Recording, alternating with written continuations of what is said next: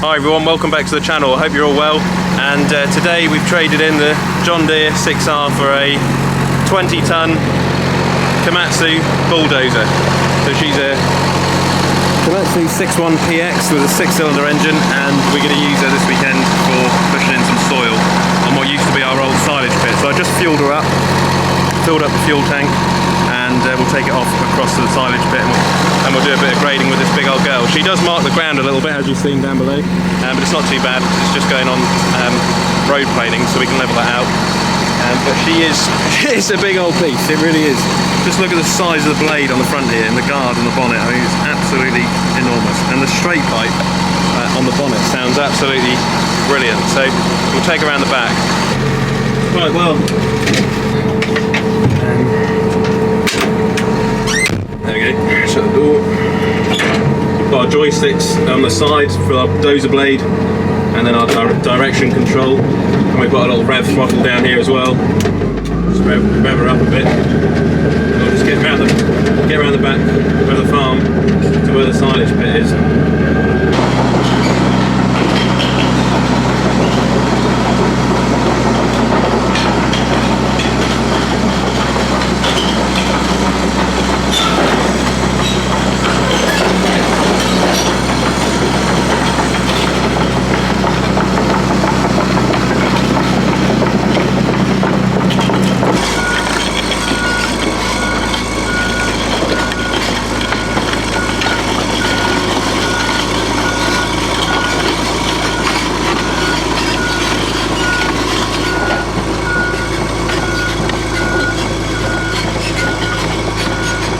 We got through, and as you can probably hear, it doesn't have any AdBlue or anything like that.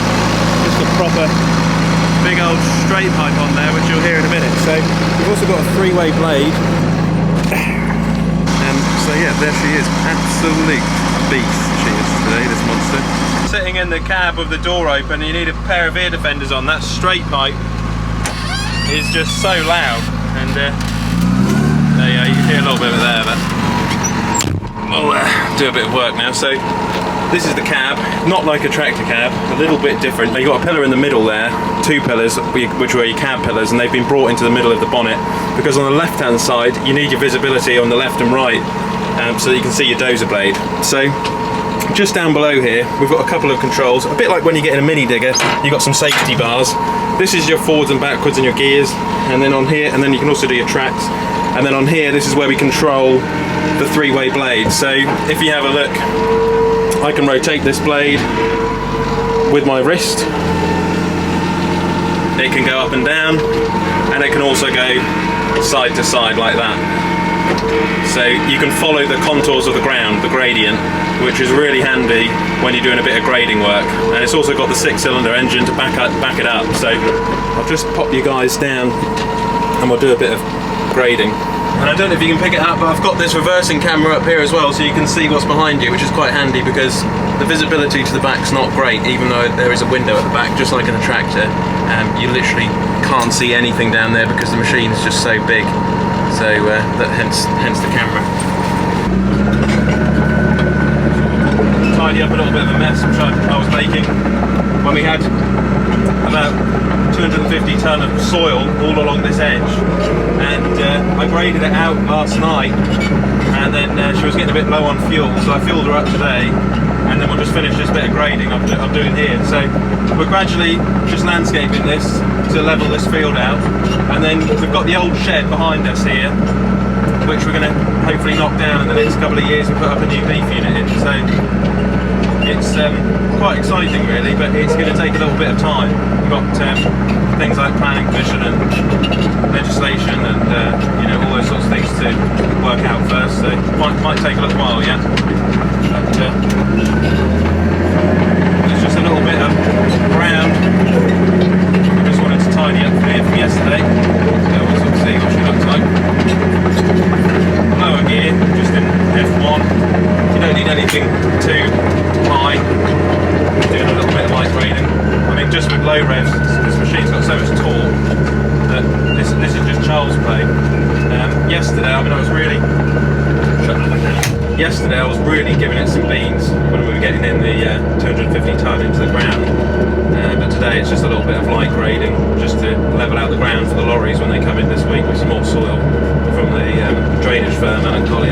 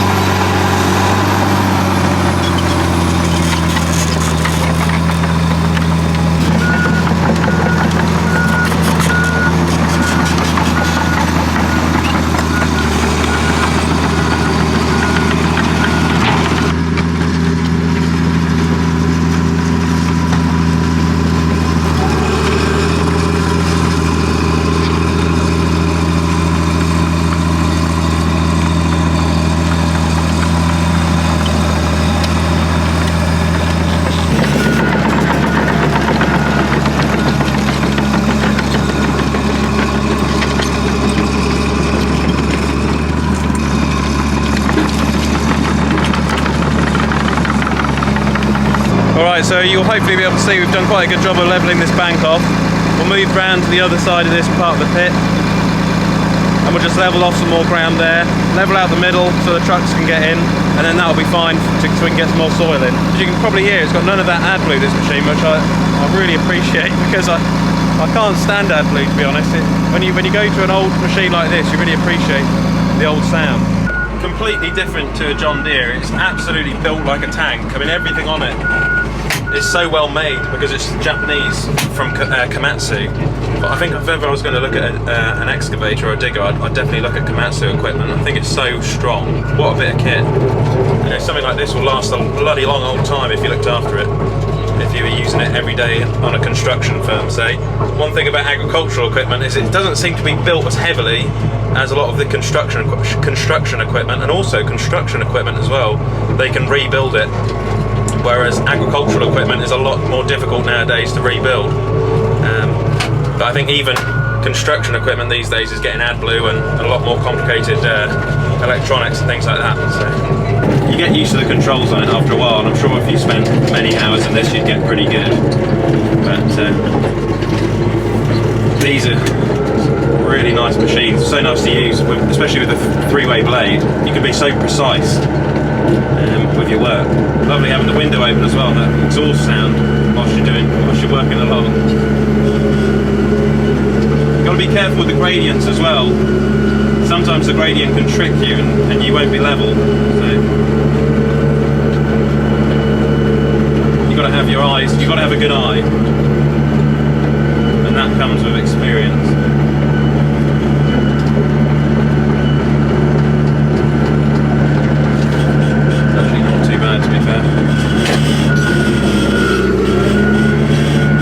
Yeah, the only thing which is a little bit of a devil is the air cons doesn't work, but I've got some side windows and I can let in a bit of fresh air, which is quite nice.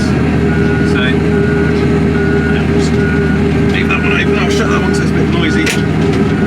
So yeah, the reason really why we're tidying all this up, this area, is very soon for our shed, when it goes on the old concrete building over there, which was one of our old, well, it's an old cattle shed, and it used to be a cubicle shed.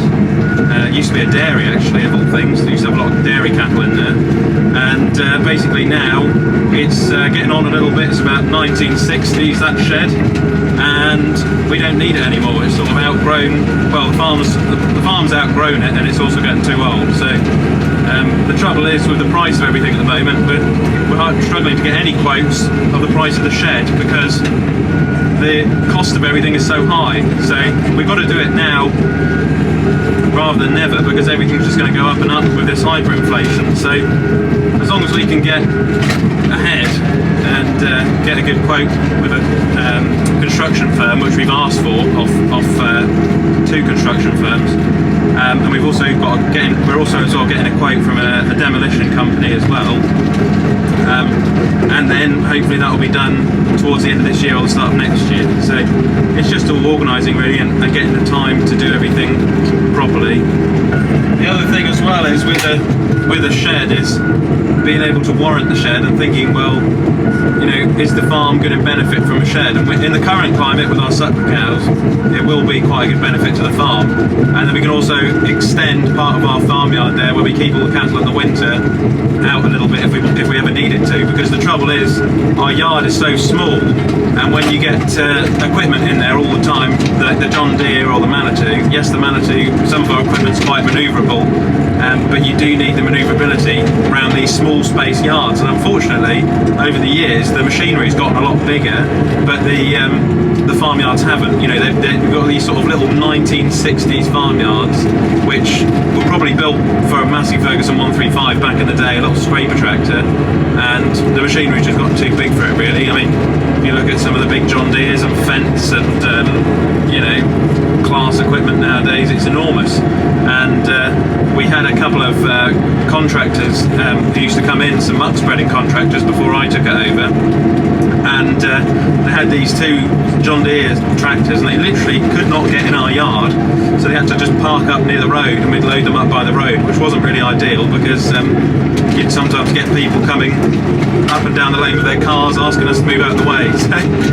So it's a lot better just carting the muck out to the field now, but this is part of the problem really, is that we have got quite small yards. I mean, the only other thing is to buy small equipment, but the trouble is nowadays you can't get away with small equipment in modern farming. You need the big gear to do everything properly, and with the wood chipper we're looking at as well, you need like 200 and I think it's anywhere from 180 to 200 horsepower to run this chipper. Well, a small little tractor is not going to run the chipper very well, and yes, you could buy a small chipper, but then you wouldn't be able to chip hardly any big logs or things like that. So it swings and roundabouts, you know, it really is. There's just no way around the fact that you've got to get some big kit in, and if that means making the yard a bit bigger so you can get around with the big kit, then that's what we'll have to do. So, you know, there's always a way around these things. There we go.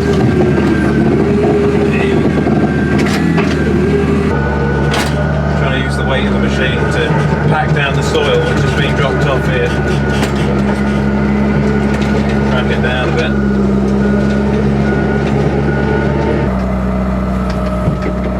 Alright, so let me show you what we've done here. So we've been grading with the Komatsu for a little while, and then the Hyundai digger as well from Alan Collier we've used as well here. We're just bringing the soil in just to level these bits off, you can see. Absolutely fantastic piece of kit, weighs 20 tonnes like I said, and then every load which comes in after probably 10 loads or 20 loads, the Komatsu just comes out, pushes the loads in, but now it's starting to, like I say, it's starting to look a little bit more like a field, but it's just one of those things which takes a little bit of time. Just near here as well, last year, I don't know if you can pick it up on camera, but we put some new fencing in all along there. We put a new set of gates in there a couple of years ago. I mean, I wish I had some pictures of what this field used to look like, because it was an absolute mess. But it's just getting around to doing all of these jobs. And this one here, this sort of field, this little project has been a long project. It's taken like 3 years, a couple of years to sort of get it up to this point really. And also to do all the fencing around here as well. But as I'm sure a lot of you guys will know from farming, ladies and gentlemen, it does take a long time to get on top of everything. There's always a job to be done on a farm, as they say, and there's always maintenance and sort of projects you have on the go. We've got lots of projects on for this year. The biggest one as well is actually tidying up the parkland at the back of the farm. If you just have a look, all of this part of the park has over the years collected a lot of weeds, things like pin rush as well, and older trees have grown up in there, and that is a big project which we just have to keep chipping away at every weekend and tidying up the park. But because one day we'd like the park to be sort of all lovely grass pasture, great for sheep, great for the cattle. The horses, they do graze the park, but I don't think horses graze as well as sheep or cattle do. The sheep really do a good job grazing the back parkland, and it's also a really good place for them in the winter. Because they'll pan out the parkland when it's moist and they'll level out all the areas.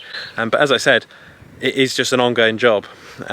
So remember it now, because it will all change and hopefully improve sort of as time goes on, really. So I hope you enjoyed this video. Stay positive, keep liking, keep subscribing and all that good stuff. And you can go and follow the Olly's Farm Instagram page, which is ollies.farm, in the Instagram search bar, and I'll catch you on the next one. Click here to subscribe to the channel, and click here to watch another Olly's Farm video.